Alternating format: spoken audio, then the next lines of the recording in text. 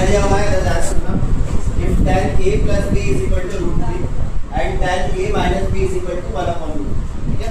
ये जो दिया हुआ है ना, इसका मतलब क्या होता है कि आपके जो दोनों एंगल है, ये a और b जो भी है, इनका जो सम है वो 0 डिग्री से ग्रेटर है और 90 डिग्री से इक्वल हो सकता है, उससे लेस देन हो सकता है। मतलब ये दोनों जो है a और b, ये दोनों एंगल है और इनका जो सम होगा वो आपका इस कॉम्प्लीमेंट्री एंगल जो 90 दे रखा है इससे लेस देन हो सकता है और इसके इक्वल हो सकता है, ठीक है।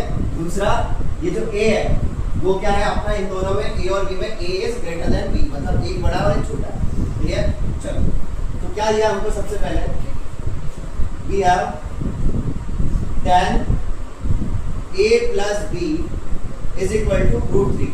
अब tan की वैल्यू, tan जो है आपको √3 कब होता है, कोई बताएगा मुझे? tan की वैल्यू √3 कब होती है, tan 60 डिग्री में। तो क्या मैं इस √3 को 60 डिग्री लिख दूं? याद रखना, यदि आप जब इस तरीके से दिया जाता है तो हम उसकी जगह वैल्यू रिप्लेस करते हैं और हम वैल्यू को एंगल के साथ भी रिप्लेस कर सकते हैं। मतलब मैं √3 को tan 60 डिग्री भी लिख सकता हूँ, ठीक है। चलिए, ये जो tan है, ये tan से tan कैंसिल, तो क्या हो जाएगा, a plus b is equal to हो जाएगा मेरा 60 degree. This is equation number 1। चलो, नेक्स्ट दिया हुआ है मुझे tan a minus b is equal to दिया हुआ है 1/√3। तो मैं 1/√3 tan की वैल्यू कब होती है, tan की वैल्यू 1/√3 होती है मेरी tan 30 डिग्री पर। क्लियर है? tan से tan कैंसिल, ये हो जाएगा a minus b is equal to 30 degree. ये हो जाएगी इक्वेशन नंबर 1। मैंने कुछ नहीं करा, मुझे जो RHS में वैल्यू दे रखी है मैंने उसको एंगल से रिप्लेस कर दिया सेम, ठीक है। और ये मेरा करके मेरी दो इक्वेशन बन गई। अब मुझे a और b निकालना है, तो मैं किसका इस्तेमाल करूंगा, किस मेथड का इस्तेमाल करूंगा?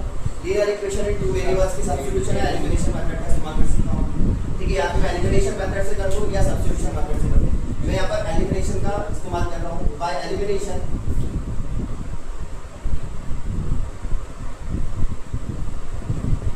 मुझे दिया हुआ है a plus b is equal to 60 degree और उसके जस्ट नीचे दिया हुआ है a minus b is equal to 30 degree. क्या मुझे साइन चेंज करने की जरूरत है? नहीं है। मैं b को एलिमिनेट करना चाहता हूँ, तो यदि मुझे b को एलिमिनेट करना है तो ये प्लस माइनस का b कैंसिल, a और a हो जाएगा मेरा 2a इज इक्वल टू है 60 और 30 हो जाएगा मेरा 90। Clear?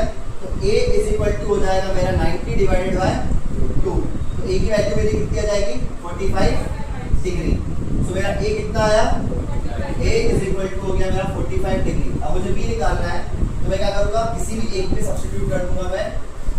Put a is equal to 45 degree in equation first.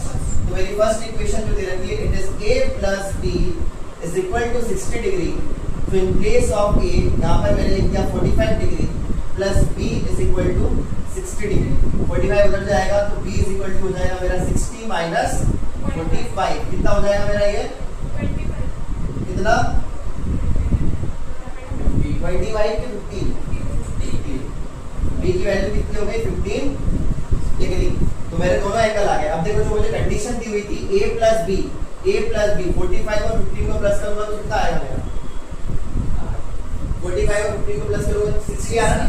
तो आपको यहाँ पर जो कंडीशन दे रखी है इसी के अंदर आपकी वैल्यूज आए, दोनों का सम है ना, कंडीशन दे रखी वो। बस आपको बोला गया है कि आपकी इससे ज्यादा वैल्यूज नहीं होना चाहिए कि आपका a और b का जो सम है वो ग्रेटर देन 90 जा रहा हो। वो इज इक्वल टू 90 हो सकता है या 90 से लेस देन हो सकता है। तो देखो आप इन दोनों का सम। दूसरा, आपको बोला है a is greater than b, तो a ग्रेटर है देखो b से, ठीक है। तो हमारे आंसर जो हो जाएंगे वो हो जाएगा हमारा a is equal to 45 degree और जो b है हमारा 15